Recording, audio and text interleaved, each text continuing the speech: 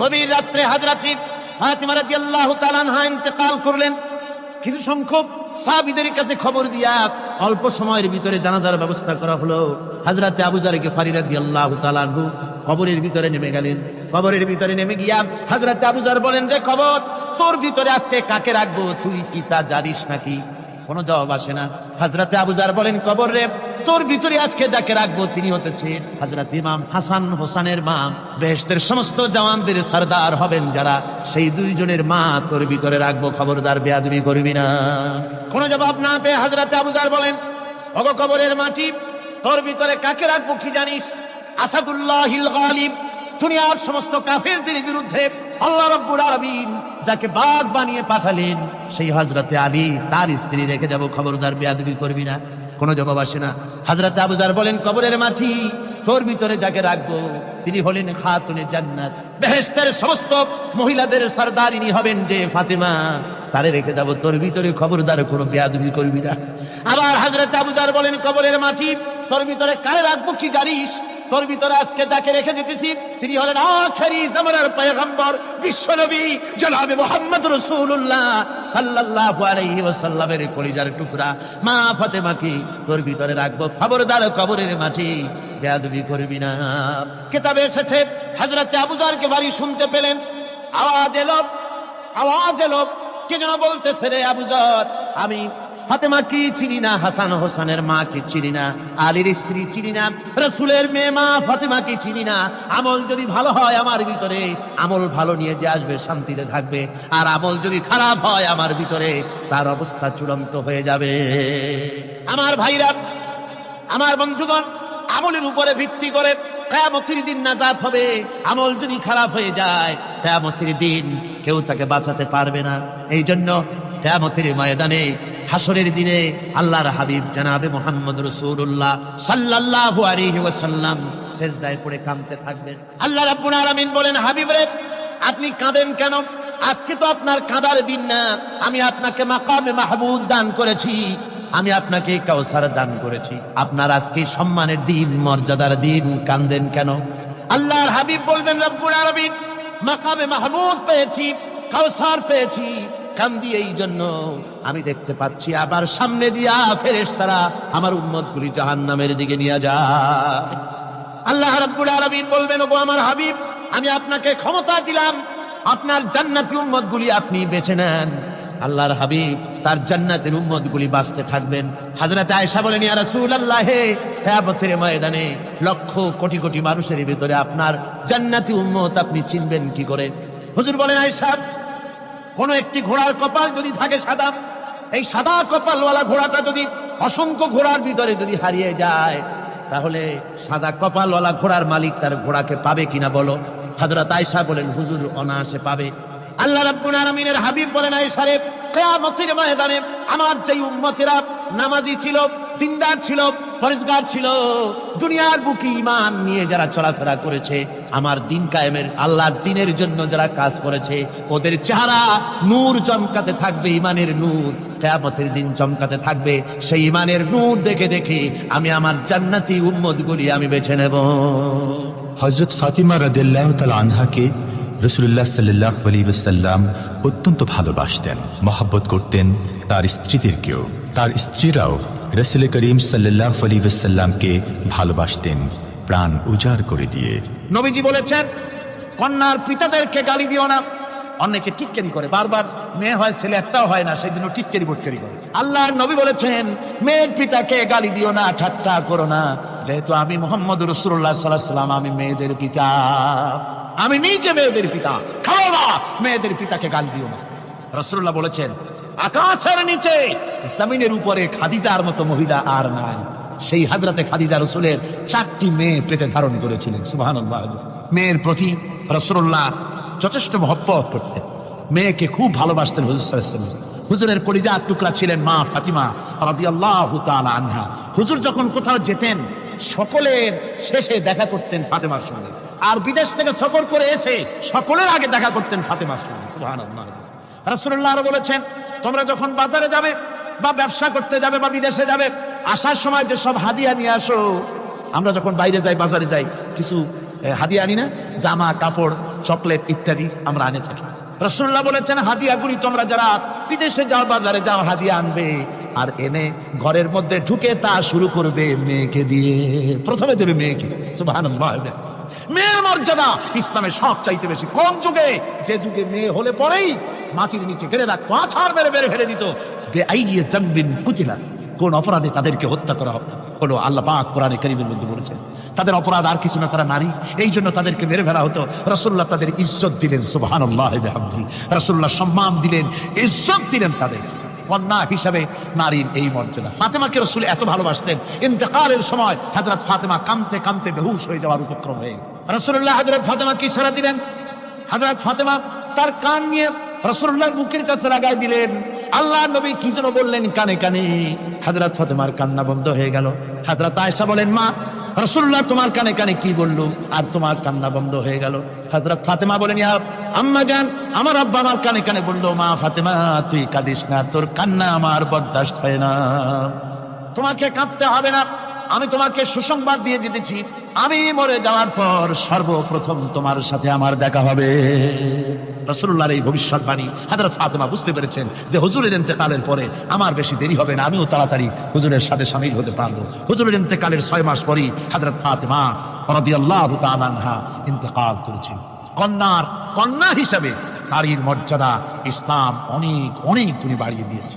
এই কন্যা শিশু কৈশোর যৌবন পেরিয়ে যখন যৌবনে তার বিয়ে হয়ে যায়, আল্লাহ রাব্বুল আলামিন তখন বলেন, ওয়া মিন আয়াতিহি আন খালাকা লাকুম মিন আনফুসিকুম আজওয়াজান লিতাসকুনু ইলাইহা ওয়া জাআলা বাইনাকুম মাওয়াদ্দাতান ওয়া রাহমা। আল্লাহ পাক বলেন, আমার নিদর্শনের ভিতরে এটাও একটি নিদর্শন, আমি তোমাদের থেকে তোমাদের জোড়া তৈরি করেছি, তোমাদের স্ত্রীদেরকে তৈরি করেছি, তোমাদের সাথে তোমাদের স্ত্রীর ভালোবাসা সৃষ্টি করেছি, মহব্বত সৃষ্টি করেছি। এই মহব্বত আমি আল্লাহ তৈরি করেছি। আর যখন বুড়ো হয়ে যায় মানুষ, স্বামী স্ত্রী যখন বুড়ার বুড়ি হয়, তখন আর ভালোবাসা থাকে না, তখন ওই ভালোবাসা সহৃদয়তার করুণায় আমি আল্লাহ পরিণত করে দেই। বুড়ার জন্য তখন বুড়ি ছাড়া আর উপায় নাই, বুড়িরও আর বুড়া ছাড়া উপায় নাই।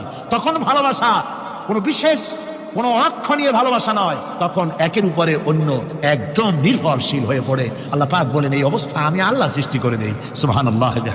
স্ত্রীকে রাসূলুল্লাহ কত ভালোবাসতেন। আল্লাহ নবী বলেছেন, আমার কাছে 3টা জিনিস প্রিয়, একটা হচ্ছে সুগন্ধি, একটা হচ্ছে নামাজ, আরেকটা হচ্ছে স্ত্রী। সুবহানাল্লাহ। স্ত্রী আমার কাছে প্রিয়। হুজুর বলেছেন, তোমাদের মধ্যে সেই ব্যক্তি উত্তম যে ব্যক্তি তার স্ত্রীর কাছে উত্তম। আমি আমার স্ত্রীদের কাছে উত্তম ব্যক্তি। সুবহানাল্লাহ। রাসূলুল্লাহ স্ত্রীকে কত ভালোবাসতেন। বিশ্বনবী রাজনৈতিক কর্মকাণ্ড চালাচ্ছেন, যুদ্ধের দামামা বাজতেছে, চতুর্দিকে কত অশান্তি, সবকিছু চলছে, স্ত্রীর হক আদায় করতে ভুলে যাননি। রাতের বেলায় হযরত আয়েশার বয়স কম, তাকে নিয়ে রাসূলুল্লাহ একটু সুযোগ পেয়েছেন, বলছেন, আয়েশা সব তো ঘুমিয়ে, চলো আমরা একটু দৌড়াই। ওই যে দূরে একটা জিনিস দেখা যায়, দৌড় দাও, দেখি কে আগে যায়। দুজনে দৌড় প্রতিযোগিতা করলেন। দৌড় প্রতিযোগিতায় হযরত আয়েশা ফার্স্ট হলেন, হুজুর পিছনে পড়ে গেলেন। হযরত আয়েশা খুব আনন্দ করলেন যে আপনি কিন্তু আমার সাথে দৌড়ে পারলেন। পরবর্তী কিছু কাল যাওয়ার পর হযরত আয়েশা বলেন, হুজুর আজকে আবার বললেন যে চলো আয়েশা একটু দৌড়াই। হযরত আয়েশা বলছেন যে সেদিনের তুলনায় আমার শরীর একটু, আমি মুটিয়ে গেছি, শরীরটি স্থূল হয়েছে, আমি আজকে দৌড়ালাম কিন্তু পারলাম না। রাসূল আগে চলে গেলেন, আমি হাঁপাতে হাঁপাতে যখন হুজুরের কাছে চলে গেছি, হুজুর তখন মুস্কি হেসে আমাকে বললেন, আয়েশা ওই সেই দিনের জবাব আজকে দিয়া দিলাম। সুবহানাল্লাহ বিহামদিহি, সুবহানাল্লাহ বিহামদিহি। বিশ্ব নবী কত বড় আদর্শ বিশ্ব মানবতার জন্য। তিনি বলেছেন, আরাফাতের ময়দানে রাসূলুল্লাহ বলেছেন, তোমরা যেমন পড়বে তোমার স্ত্রীদেরকে তেমন পড়াবে, তোমরা যেমন খাবে তোমার স্ত্রীদেরকে তেমন খাওয়াবে, স্ট্যান্ডার্ড মেনটেন করবে। তুমি ভালো দামের কাপড় পরবে, স্ত্রীকে খারাপ দিবে তা নয়। অধিকার দুজনেরই সমান, স্বামী এবং স্ত্রী সমান অধিকার। কিন্তু আমরা তা বুঝতে পারি না, বুঝতে চাই না। আমরা অনেকে মনে করেছি বিয়ে যখন করছি তখন আমি তো নওয়াবজাদা নসরুল্লাহ খান আর বউ তো কিনা দাসী। না, সে কিন্তু দাসী না, তার মর্যাদা আছে, তার সম্মান আছে, তার সম্মান আপনাকে দিতে হবে। রাসূলুল্লাহ দিয়েছে, আপনাকেও দিতে হবে। রান্না বান্না হতে দেরি হয়, কত গালাগালি শুনতে হয় নারীকে। আল্লাহর নবীর স্ত্রী হযরত আয়েশা বলেছেন, আল্লাহর নবী কাজ করে, মানুষের সঙ্গে কথা বলে, রাষ্ট্রীয় দায়িত্ব পালন করে, ঘরের ভিতরে এসে যখন দেখেছেন রান্না হতে দেরি আছে, রাসূলুল্লাহ বিরক্ত হন নাই, ভ্রু কুঞ্চিত করেন নাই, চোখ মোটা করেন নাই, আমাকে কোনো কথা শোনান নাই, বরং আমার কাছে বসে রান্নায় আমাকে সহযোগিতা করেছেন। সুবহানাল্লাহ বিহামদি। এই হলো আল্লাহর রাসূল, এই হলো বিশ্ব নবী। স্ত্রীর সঙ্গে কি মহব্বত! সুবহানাল্লাহ। হুজুর মহব্বত করতেন স্ত্রীদেরকে। রাসূলুল্লাহর ঘরে দৌলত ছিল না, কিন্তু মহব্বত দিয়ে ভরা ছিল ঘরটা। হুজুরের ঘরে ফ্রিজ নাই, এসি নাই, হুজুরের ঘরে কার্পেট নাই, হুজুরের ঘরের মধ্যে জাজির নাই, তোশক নাই, বড় বড় কম্বল নাই, আরামের কোনো জিনিস নাই, মডার্ন ইকুইপমেন্টস কিচ্ছু নাই, দৌলত নাই, কিন্তু মহব্বত দিয়ে ঘরটা ভরা। হযরত আয়েশা বলেছেন, যখন আমি পানি পান করে গ্লাস রেখে দিতাম, আল্লাহর নবী তখন গ্লাসের সেই জায়গায় ঠোঁট লাগাতেন যেখানে আমি ঠোঁট লাগাইয়া পানি পান করেছি। আমি গোশত চিবোতাম, রাসূলুল্লাহ আমার হাত থেকে গোশত টুকরা নিয়া সেই জায়গায় চিবোতেন যেখানে আমি চিবোয়েছি। সুবহানাল্লাহ। আমার ভাইরা, রাসূল তার স্ত্রীদেরকে মহব্বত করতেন, স্ত্রীরাও রাসূলকে মহব্বত করতেন দারুণ ভাবে। একবার হযরত আয়েশা সিদ্দিকা রাদিয়াল্লাহু তাআলা আনহা হুজুরকে গোসল করাতে ছিলেন, মাথার উপরে পানি ঢালতেছেন, হুজুর একটা চকির উপরে বা একটা তক্তার উপরে বসা আছে। গোসলের পানির ভিতরে রাসূলুল্লাহ দেখতে পেলেন রক্তের মতো কি যেন প্রবাহিত হয়ে যাচ্ছে। হুজুর জিজ্ঞেস করেন, আয়েশা রে, পানির ভিতরে রক্তের মতো কি দেখা যায়? হযরত আয়েশা বলেন, হুজুর আপনি যখন বসেছিলেন অসতর্ক মুহূর্তে তক্তার নিচে আমার একটা আঙ্গুল পড়েছিল পায়ে, আঙ্গুলটা ফেটে বোধহয় রক্ত বেরোতেছে। রাসূলুল্লাহ তাড়াতাড়ি করে উঠলেন আর ওই আঙ্গুলকে ব্যান্ডেজ করে দিলেন। রাসূলুল্লাহ বললেন, আয়েশা রে, আঙ্গুল ফেটে গেছে, একটু আহাহু পর্যন্ত করলে না, এতক্ষণ তুমি কষ্ট করলে কেন? হযরত আয়েশা বলেন, ইয়া রাসূলুল্লাহ, ওটা তো একটা পায়ের আঙ্গুল। আয়েশার কলিজাটা ফেটে যদি রক্ত বেরোতো, রাসূলুল্লাহকে উঠতে বলতে আমি পারতাম না। কি মহব্বত রাসূলের সাথে! হযরত আয়েশা বলেন, হুজুর সাল্লাল্লাহু আলাইহি ওয়াসাল্লাম স্ত্রীদেরকে এত ভালোবাসতেন, আমাদের ঘরে গোশত টোস্ত তেমন রান্না বান্না খুব কম হতো। গোশত রান্না হবে কি, মাসের পর মাস চলে গেছে রাসূলের বাড়িতে, হুজুর স্ত্রীরা বলেছেন আমাদের ঘরে চুলে আগুন জ্বলে নাই, একটু শুকনা রুটি, একটু শুকনা খেজুর আর একটু পানি খেয়ে আমাদের জীবন চলেছে, এরকমের অবস্থা হয়েছে। তারপরে এই অবস্থা চলেছে, এর মধ্যে যদি কখনো একটু গোশত আসছে, হুজুর যখন ছাগল ইত্যাদি ছাগল দুম্বা জবাও করেছেন, এই দুম্বার গোশত নিয়ে, ছাগলের গোশত নিয়ে রাসূলুল্লাহ নিজে বেরোতেন। হযরত খাদিজার বান্ধবী কোথায় আছে খুঁজে ওই বান্ধবীর কাছে গোশত পৌঁছে দিয়ে আসতে। হযরত আয়েশা বলেন, একদিন আমার ঘুম ভেঙে গেল, দেখি হুজুর আমার কাছে নাই, গেলেন কোথায়? খুঁজতে খুঁজতে যায় দেখি মসজিদে নববীর ভিতরে হুজুর হাত তুলে বসে আছেন, মোনাজাত করতেছেন। আমি পেছনে গিয়ে হাত তুলি, আমি শুনতে পাচ্ছি নবীজি দোয়া করছেন, রব্বুল আলামিন কিয়ামতের ময়দানে যেদিন সন্তান তার পিতাকে ভুলে যাবে, মা তার সন্তানকে হারায় ফেলবে, ওই কঠিন হাসরের ময়দানে আমি যেন আমার খাদিজাকে হারাইয়া না যাই। মুনাজাতের শেষে হযরত আয়েশা বলেন, ইয়া রাসূলুল্লাহ, খাদিজার কথা আপনার এত কেন বারবার মনে পড়ে? একটা বুড়িরে বিয়ে করেছিলেন 25 বছর বয়সের সময়, 40 বছর বুড়ি, তার কথা কেন এত মহব্বত আপনার মনে পড়ে? তার থেকে যুবতী মেয়ে, সুন্দরী মেয়েকে আপনার স্ত্রী হিসেবে আপনি পান নাই? হুজুর বলেন, আয়েশা রে, খাদিজার সম্পর্কে এমন কথা তুমি আর বলো না, তোমরা সবাই আমার সুখের দিনের স্ত্রী, আর খাদিজা আমার এমন সময় স্ত্রী ছিল যখন মক্কায় আমার আশ্রয় ছিল না, তামাম মক্কা নগরীতে আমার আশ্রয় ছিল না। খাদিজার সঞ্চিত সমস্ত ধনরাশি ইসলাম কবুল করার পর দুহাতে খাদিজা বিতরণ করে দিয়েছে। হযরত আয়েশা বলেন, হুজুর আমার গোস্তাকি মাফ করে দেন, আমি আর এরকম বলবো না, তবে খাদিজার সম্পর্কে আমার কিছু একটু শুনান। হুজুর বলেন, আয়েশা রে, শোনো, গভীর রাত, যত রাত হোক না কেন, ইসলামের দাওয়াত দিয়ে দিয়ে গভীর রাত্রে আমি যখন বাসায় ফিরেছি, ঘরে এসেছি, দরজায় একটা মাত্র ডাক দিয়েছি, খাদিজা, অমনি দরজা খুলে গেছে। আমি জিজ্ঞেস করেছি, খাদিজা রে, যত রাত্রে আসলাম, যতবার আসলাম, একটা ডাকের বেশি লাগলো না, তুমি কি ঘুমাও না?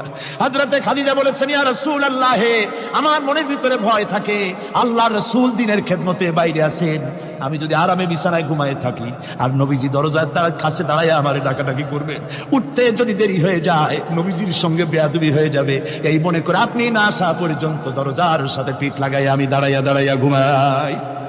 আমার ভাইরা, হযরতে খাদিজার ইজ্জত স্বয়ং আল্লাহ দিয়েছেন। কে দিয়েছে? হাদিস শরীফে এসেছে, রাসূলুল্লাহ জাবালে নূরে বসা, গারে হেরার ভিতরে বসা, হযরতে জিবরাইল রাসূলুল্লাহর সঙ্গে কথা বলতেছেন। একটু পরে হযরতে জিবরাইল বলেন, ইয়া রাসূলুল্লাহ, আমি আর এখানে বসবো না, আমি এখন চলছি, আমি দেখতে পাচ্ছি খাদিজা আসতেছে আপনার জন্য খাবার নিয়ে। খাদিজা যখন আপনার কাছে পৌঁছে যাবে, আপনি খাদিজাকে শোনায় দিবেন আল্লাহ রাব্বুল আলামিন খাদিজাকে সালাম জানাইছে। সুবহানাল্লাহ। রাসূলুল্লাহর কাছে হযরতে খাদিজা যখন আসলেন, হুজুর বললেন, খাদিজা আজকে তোমার জন্য দারুণ সুখবর। বলে কি? বলে আল্লাহ পাক, জিবরাইল কেমন উঠে গেল আমার কাছ থেকে, জিবরাইল বলে গেল আল্লাহ তোমাকে সালাম বলেছে। হযরত খাদিজা কেঁদে ফেললেন, বললেন, ইয়া রাসূলুল্লাহ, আমার নারী জন্ম সার্থক, আল্লাহ আমাকে সালাম বলেছে, এর জবাব কেমনে দিতে হয় হুজুর আমি তো জানি না, আপনি আমার পক্ষ থেকে আল্লাহর সালাম কিভাবে দেওয়া লাগে আপনি দিয়ে দিন, আমি তো বুঝি না কেমনে আল্লাহর সালামের জবাব দেব। হুজুর বললেন, খাদিজা শুধু আল্লাহ নয়, জিবরাইলও তোমাকে সালাম বলে গেছে। হযরতে খাদিজা বললেন, হযরত জিবরাইলকে আমার সালামের জবাবটা ওয়ালাইকুম আসসালাম বলেন। হযরত খাদিজার এই মর্যাদা ছিল। আমার ভাইরা, রাসূল পাক সাল্লাল্লাহু আলাইহি ওয়াসাল্লাম এভাবে মহব্বত করেছেন স্ত্রীদেরকে। সুতরাং স্বামী স্ত্রীর মহব্বত আল্লাহ জান্নাতি নিয়ামত। কি নিয়ামত? যে ঘরের মধ্যে স্বামী স্ত্রীর মধ্যে মিল মহব্বত আছে এটা বেহেশতের মতো, আর যেখানে মিল মহব্বত নাই এটা জাহান্নামের মতো। ঠিক কি? সুতরাং মহব্বত করুন, বেশি বেশি স্যাক্রিফাইস করুন, বেশি বেশি স্যাক্রিফাইস। নারীদের ব্যাপারে বলা হয়েছে, পুরুষকে বলা হয়েছে অধিকার আদায় করো, সব ব্যাপারে সমান অধিকার, কিন্তু নারীকে একটা ব্যাপারে বলা হয়েছে, নারী শোনো, পুরুষের মর্যাদা তোমার চাইতে আল্লাহ রাব্বুল আলামিন বেশি দিয়েছেন। আর রিজালু কাওয়ামুনা আলান নিসা, নারীদের উপরে পুরুষের প্রাধান্য আল্লাহ পাক দান করেছেন। একজন সাহাবী বলেছেন, ইয়া রাসূলুল্লাহ, জংলি উট দেখলাম আপনার পায়ের উপরে সিজদায় পড়ে গেল, আপনি যদি আমাদেরকে অনুমতি দিতেন না আপনাকে আমরা সিজদা করতাম। আল্লাহর নবী বললেন, মানুষ মানুষকে সিজদা করা এ পারমিশন যদি আমি দিতাম তাহলে দুনিয়ার সমস্ত স্ত্রীদেরকে বলতাম তারা যেন তাদের স্বামীকে সিজদা দেয়। স্বামীর মর্যাদা এখানে বেশি। সুতরাং অধিকার সমান, কোনো সন্দেহ নাই, কিন্তু স্বামীর একটা আলাদা মর্যাদা আছে, সেই সম্মানও তাকে দিতে হবে। এরপরে এই সমান অধিকারের ভিত্তিতে স্বামী স্ত্রী চলতে থাকে, মাঝখানে আল্লাহ পাক তাদেরকে সন্তান দান করেন। আল্লাহ তাদেরকে, নারীকে লেখাপড়ার অধিকার দিয়েছে, ইসলাম তাকে লেখাপড়ার অধিকার দিয়েছে, শিক্ষার অধিকার দিয়েছে। হযরত আয়েশা সিদ্দিকা রাদিয়াল্লাহু তাআলা আনহা শিক্ষয়িত্রী ছিলেন, হাফেজা ছিলেন, হাদিসের হাফেজা ছিলেন, কোরআনের হাফেজা ছিলেন, হাজার হাজার সাহাবায়ে কেরামদের তিনি ওস্তাদ ছিলেন। সুবহানাল্লাহ বলুন।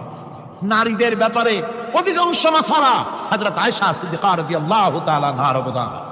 সুবহানাল্লাহ।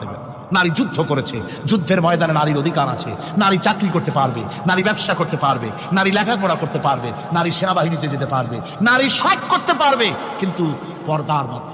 জনৈক সাহাবী ইসলাম গ্রহণ করার পরও রাসূলুল্লাহ সাল্লাল্লাহু আলাইহি ওয়াসাল্লামের কাছে অনুশোচনা করছিলেন তার কন্যা সন্তান নিজ হাতে হত্যা করার জন্য। আমাদের প্রিয় নবী এই কথা শুনে কেঁদে ফেললেন। একটা লোক দিয়ে কাঁদতেছিল মুসলমান হওয়ার পরও। হুজুর কয়, কান্দো কেন? কই যে আমার গুনাহ কি মাফ হয়েছে? হুজুর বলেন, হ্যাঁ মাফ হয়ে গেছে। কলেমা পড়ছো, মাফ হয়ে গেছে। কয় যে হুজুর আমি তো মারাত্মক গুনাহ করছি। বলে কি? বলে আমার একটা মেয়ে, সেই মেয়েটাকে নিয়ে আমি, ঘটনা লম্বা, আমি সংক্ষেপে বলতেছি, মেয়েটাকে ফাঁকি দিয়া তারে আমি মারবো, বুঝতে দেই নাই আমার বউরে। বললাম চলো বেড়াইতে যাই, মেয়েটা আমার সাথে সাজাই দিয়েছে, তার মা বেড়াতে নিয়ে যাবো এইটা কথা মনে করে। মেয়েটা কদ্দূর যায়, আবার আব্বা আব্বা বলে আমার দিকে ফিরে আসে, আবার পিছনে থাকে, আবার আব্বা আব্বা বলে জড়ায় ধরে। এইভাবে করতে করতে যখন নির্জন এলাকায় গেলাম, আমি পাহাড়ের পাশে গর্ত খোঁড়া আরম্ভ করলাম। গর্ত খুঁজি আর মাটি ছিটে এসে আমার দাড়িতে লাগে। বাচ্চা মেয়েটা আমার কাছে এসে দাড়ি দিয়ে ধুল ঝাড়ায় দেয়, আব্বা তোমার দাড়িতে ধুল লাগতেছে, তুমি এই কষ্ট করতেছো কেন? মেয়ে তো বোঝে না যে আমি তার জন্য কবর খুঁজতেছি। কবরটা খোঁড়া হয়ে যাওয়ার পর মেয়েটারে বান্ধা শুরু করলাম। মেয়ে এখন কাঁদতেছে, বাবা আমার বান্ধ কেন? আমি তারে বাঁধা জোরে ওর মধ্যে নিক্ষেপ করে দিলাম। মেয়েটা গর্তের মধ্যে বসে চিৎকার করে বলছে, আব্বা তুমি আমারে বাঁচতে দাও, আমি তোমার বাপ বলে সমাজে হেয় করবো না, আমি ভিক্ষা করে খাবো, আমার বেরো না। লোকটি বলছি, ইয়া রাসূলুল্লাহ, আমার মনে দরদ আসলো না। আমি একটা পাথর উঁচু করে আমার মেয়ের বুক লক্ষ্য করে জোরে মেরে দিলাম। বুকটা ফেটে রক্ত ফিনকি দিয়ে উঠলো। আমার মেয়ের বুক থেকে আওয়াজ বেরোলো, আমার কালে যেন এখনো সেই আওয়াজ বাজে।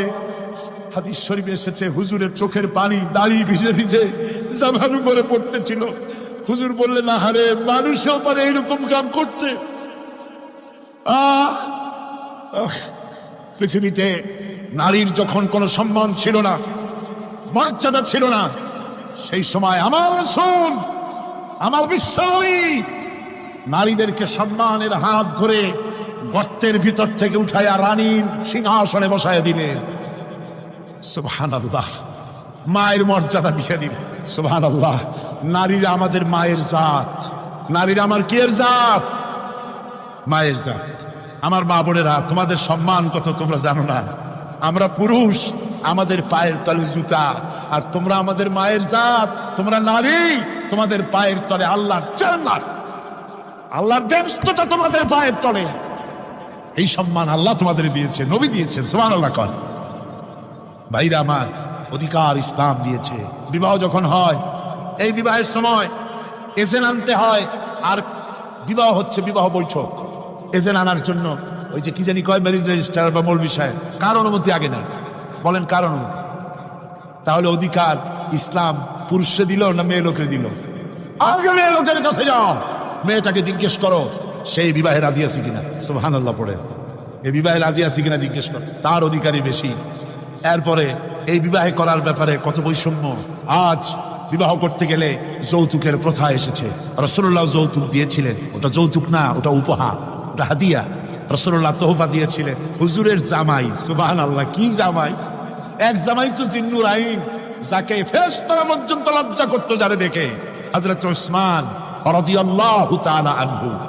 আর একজন হযরত আলী কাররামাল্লাহু ওয়াজহাহু, হযরত আলী, যার সম্পর্কে রাসূল পাক সাল্লাল্লাহু আলাইহি ওয়াসাল্লাম যাকে কত সম্মান দিয়েছেন, কত মর্যাদা দিয়েছেন। এই হলো হযরত আলী, হুজুরের জামাই। আনা মাদিনাতুল ইলম ওয়া আলী